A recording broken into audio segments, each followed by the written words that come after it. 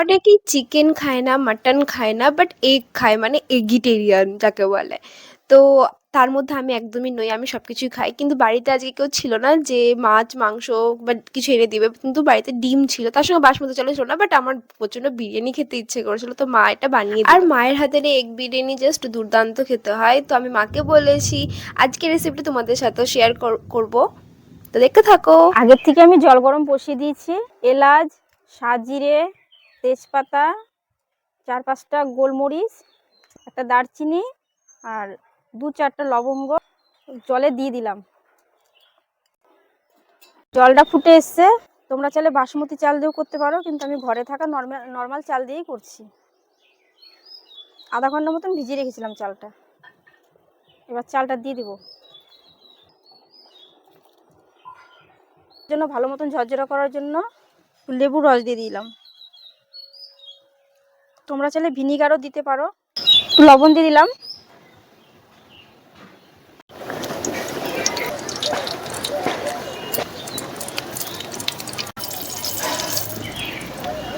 ভেজে নিব এক এক করে। কমপ্লিট হয়ে গেল। তাহলে ভেজে নিব আলুগুলো।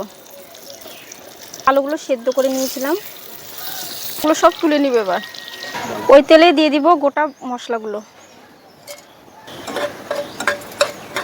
এবার দিয়ে দিব পেঁয়াজ, লবণ দিব, হলুদ দিব, আদা রসুন বাটা দিব, একটু নাড়িয়ে চাড়িয়ে নিব।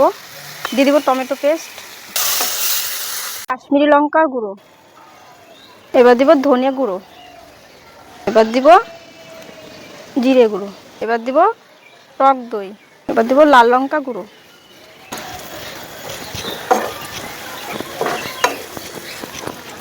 চেরা কাঁচা লঙ্কা, একটু 1 চামচ কেওড়া জল।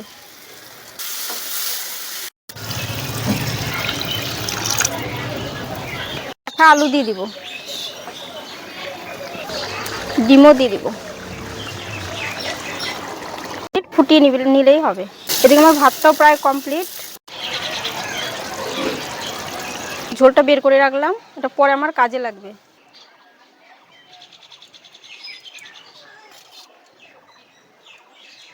দিয়ে দিব বিরিয়ানি মশলা, ঘি, কুচি দিয়ে দিলাম। এটা ঝোল রেখে দিয়েছিলাম, সেটা এখন দিয়ে দিলাম। একটু বেরেস্তা উঠিয়ে রেখেছিলাম, সেটা এখন দিয়ে দিচ্ছি। দম দিয়ে দিলাম এবার 2-3 মিনিটের জন্য। দমটা যাতে না বেরিয়ে যায় সেই জন্য আমি একটু কাগজ দিয়ে ছিদ্রটাকে ঢেকে দিলাম। এই অবধি দেখে থাকলে আমাদের এই কুকিং চ্যানেলটাকে অবশ্যই সাবস্ক্রাইব করে দিও। বাই।